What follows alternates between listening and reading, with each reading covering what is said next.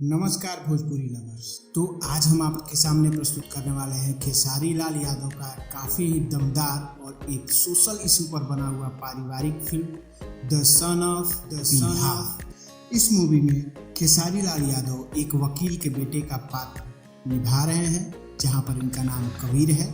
तो चलिए शुरू करते हैं इस मूवी का स्टोरी।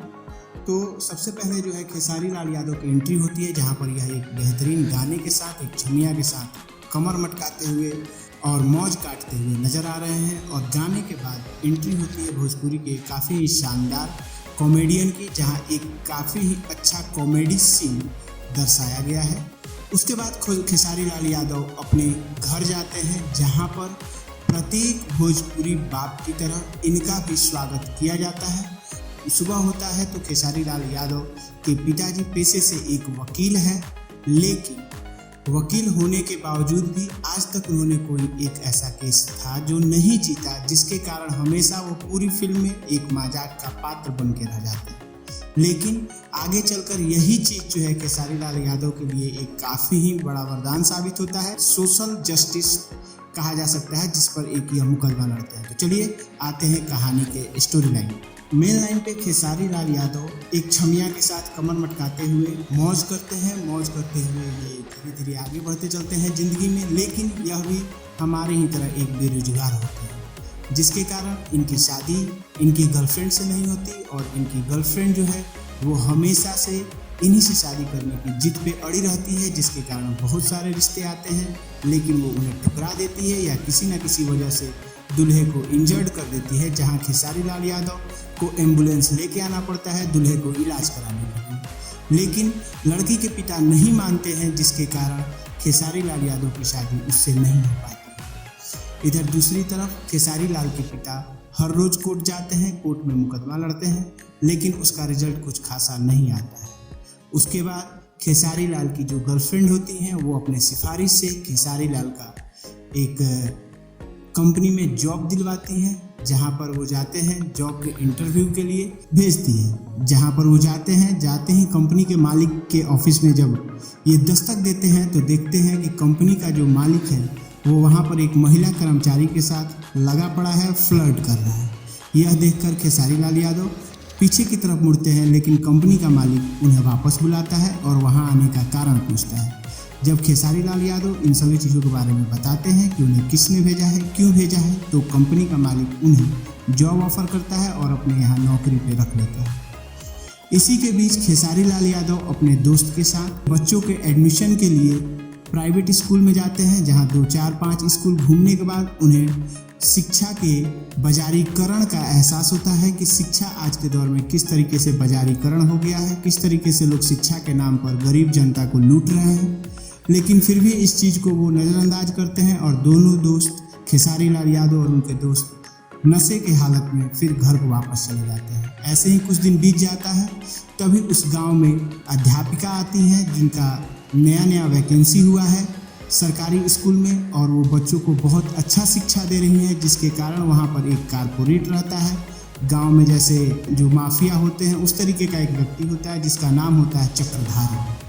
चक्रधारी का एक प्राइवेट स्कूल होता है, जो कि उस सरकारी स्कूल के अच्छा सर्विस देने के कारण नहीं चल पाता है, जिसके कारण वो सरकारी स्कूल को रातों रात निस्तो नाबूद करवा देता है। इस चीज़ को लेकर अध्यापिका बहुत परेशान रहती है। वो फिर एक पेड़ के नीचे अपना स्कूल चलाती है, जहाँ पर भी बच्चे आना जाना बंद नहीं करते, जिसके कारण उस माफिया को काफ़ी ज़्यादा नुकसान हो रहा था, जिसके लिए वो बार बार उन शिक्षिका को प्रताड़ित करता और वहाँ से भाग जाने की धमकी देता था।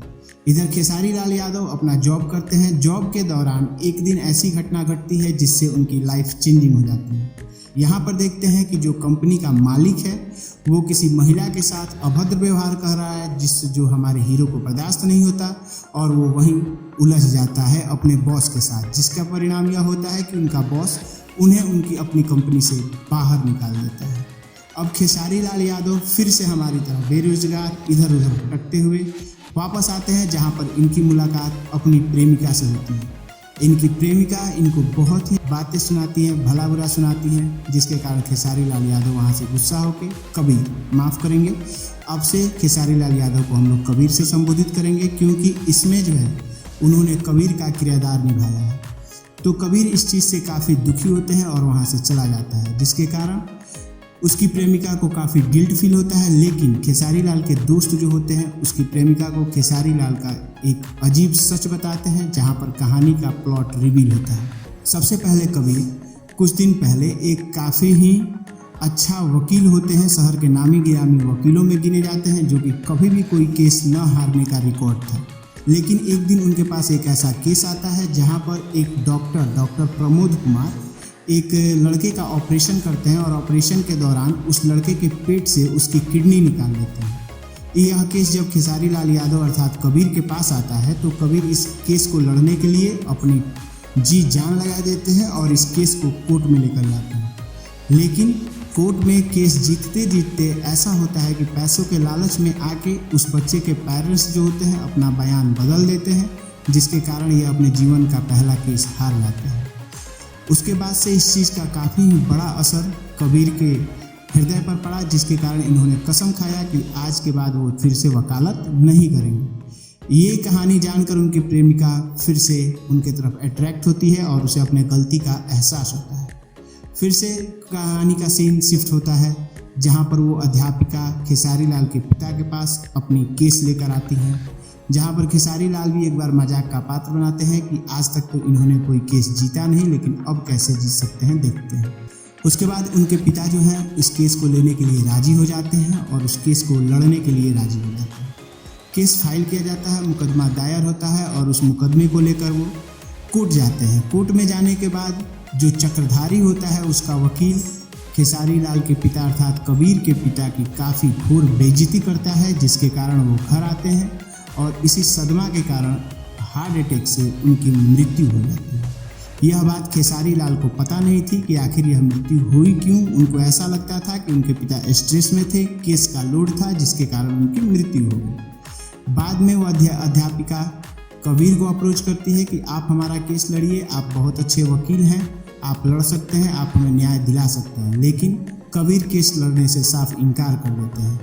कुछ दिनों बाद कबीर का दोस्त उन्हें बताता है कि आखिर उनके पिता के साथ क्या हुआ था कोर्ट रूम में, जिसके कारण उनकी मृत्यु हो गई। यह सुनकर कबीर काफ़ी इमोशनल हो जाते हैं और यह केस लड़ने को तैयार हो जाते हैं। व्यूअर्स, आपको बता दें कि यह जो चैनल है वो पूरी भोजपुरी फिल्म एक्सप्लेनेशन के लिए डेडिकेटेड है।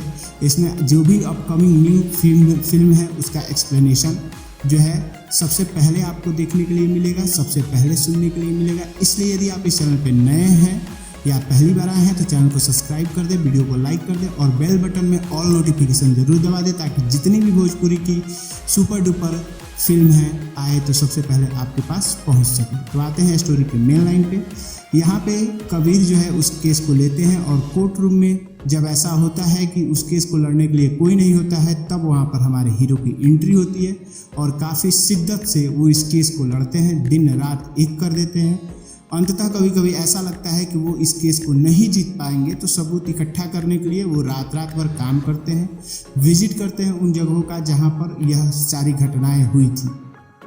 बाद में यह जज को सरकार के कुछ डाटा की तरफ निर्देशित करते हैं कि आप देखिए कि हमारे यहाँ शिक्षा में क्या धांधली चल रही है और क्या क्या चीज़ें हो रही हैं। इस सभी चीज़ों को मद्देनजर रखते हुए अंत में जब कोई सबूत नहीं मिलता है, लेकिन फिर भी जज जो है इनके फेवर में होता है, ताकि इनका जो तथ्य था वह सही था।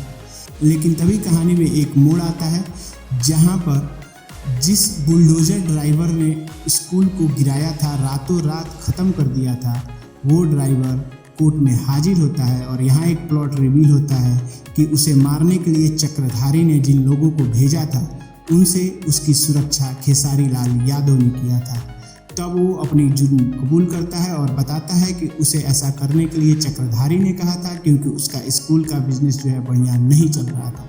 इन सभी चीज़ों को मद्देनजर रखते हुए जज साहब जो है चक्रधारी को और उसके साथ संलिप्त सभी व्यक्तियों को 10-10 साल की सज़ा सुनाते हैं और सरकारी विद्यालय फिर से बनाने का आदेश देते हैं। और इसी के साथ यह एक शानदार मूवी समाप्त होती है। धन्यवाद।